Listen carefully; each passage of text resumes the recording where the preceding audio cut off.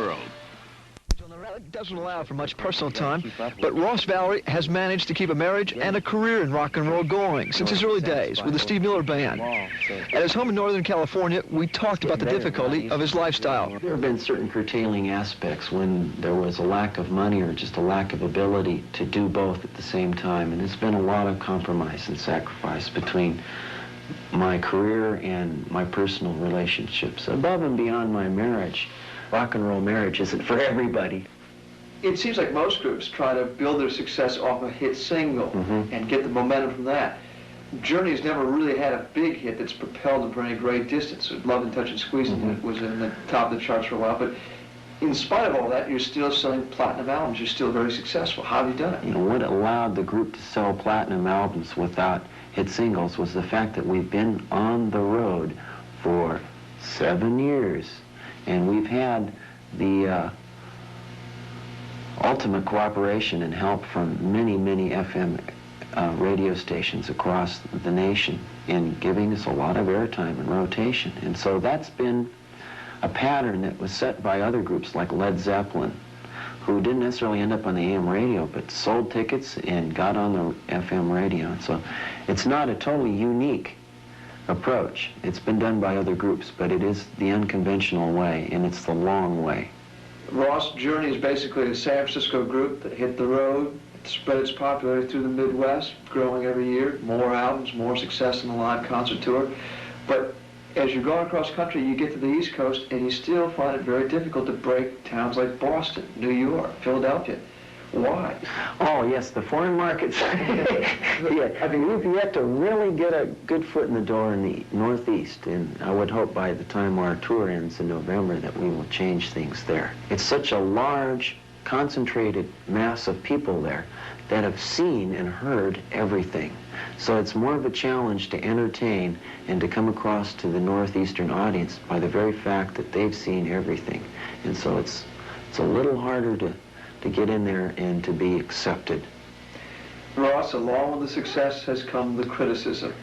Terms like the music is bland, it's wimpy, it's programmed, and that you make music for people who are on Quaaludes. Not very complimentary of someone who sold, what, $30 million in records. And how does that feel? How do you feel when you hear something like that, and is there a basis for it? Did they say that about us? That's what they said about your music. My goodness. Well, if I ever needed a Quaalude, I'd be in trouble. But I guess they're saying that that's too pablum, it's too unexciting or whatever. Again, this is a certain individual that doesn't listen to what most people listen to. And we're playing a kind of music that reaches more people than not. If I wanted someone to have one event or one opportunity to capture as much of a group, I'd say, come to a show. And come they do. Journey is only one of a handful of touring rock bands that can still attract audiences by the thousands on 3 continents. Virtuoso blues guitarist.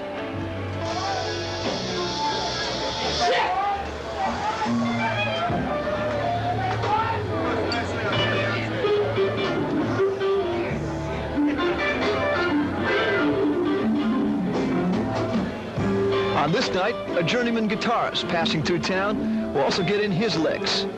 Well, you think after 2 straight months of performances, as many as 6 times a week, the guys will be a little sick of performing. But hey, Neil, what are you doing down here tonight? Tonight's an off night. Hey, I'm looking for some good blues action, you know. This is a place to find it in Chicago.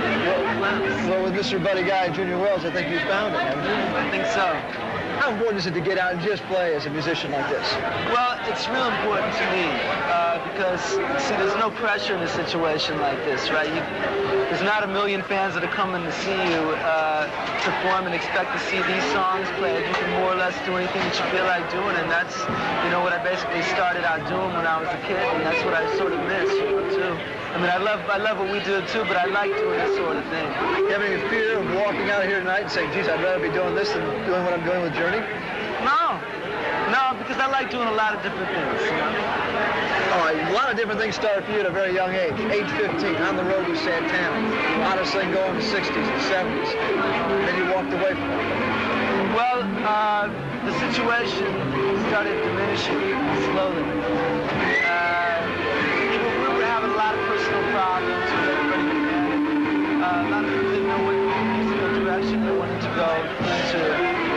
that I wanted to play rock and roll, and everybody was sort of going in different directions, so I just decided to leave. When you first started playing, Herbie said you used to hide behind the amplifiers. You weren't too much of a showman. You weren't right out there front. Yeah, I used now to stand, you know, behind somebody and sit there and wail, and they go, who is that? You know?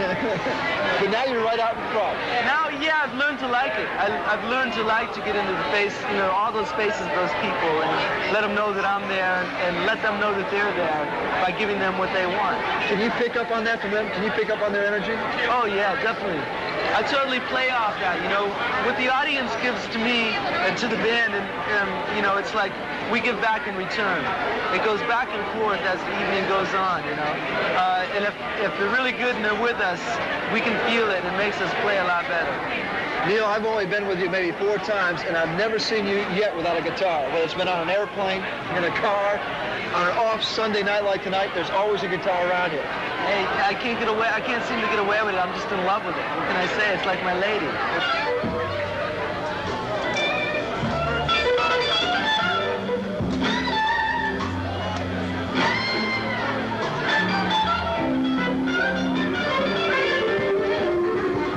Neil and Buddy met each other for the very first time right here on the stage. They ended up communicating the only way 2 great guitar players can, and nothing got lost in the translation.